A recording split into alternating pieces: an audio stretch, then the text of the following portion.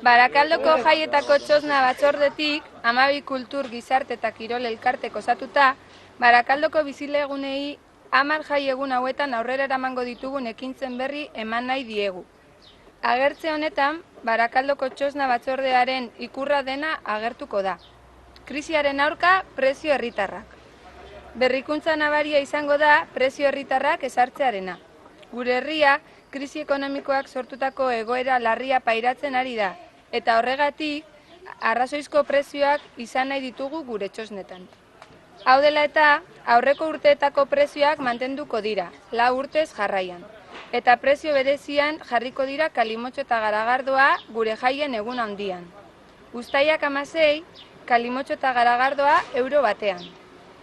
Uste dugu, jende guztiak jaiekin gozatzeko aukera izatea oso garrantzitsua dela.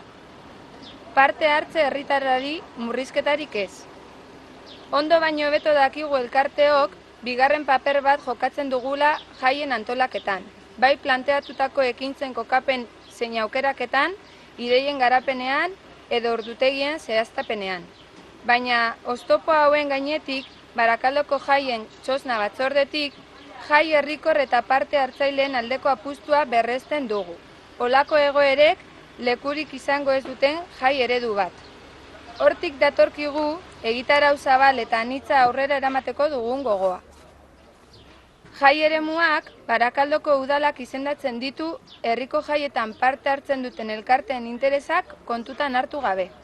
Honen adibide, txosnagunea eta udalak inposatutako kokapena dira. Jai batzordearen gehiengoaren kontra. Gune honek ez ditu segurtasun eta higiene minimoak bermatzen jaiak modu egokian aurrera eramateko. Gainera, txosnetarako lekua murrizten da eta ondoan kokatuta dagoen haur parkeko eziengatik, zaila izaten da familiek txosnek arratsaldetan prestatutako ekintzekin disfrutatzea. Udalak, jaietara eta herriko elkarteek proposatutako ekintzetara bideratutako dirulaguntza murrizten duen bitartean, Barakaldoko txosnetan ekintza kopurua handitu dugu, eta baliabide ekonomiko gehiagoren ekarpena egin dugu honetarako. 50 ekintza inguru Barakaldoko herritar guztion gozamenera bideratuta. Gazteak, helduak, umeak, familiak, adin guztietarako ekintzak, goizerako eta gauerako. Kontzertuak, txokolatadak, herriko taldeak, txapelketa gastronomikoa, txotxongilloak, rokodromoa, rantxerak, monologoak. Barakaldoko txosna batzordearen egitarauaren berrikuntzak.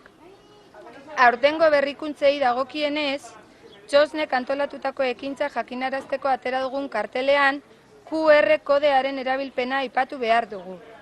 Beste aldetik, aurreko urteetako arrakastaren ondoren, edalontzi erabilgarria berriz bultzatzea erabaki da jaien 10 egunetan zehar erabili ahal izateko.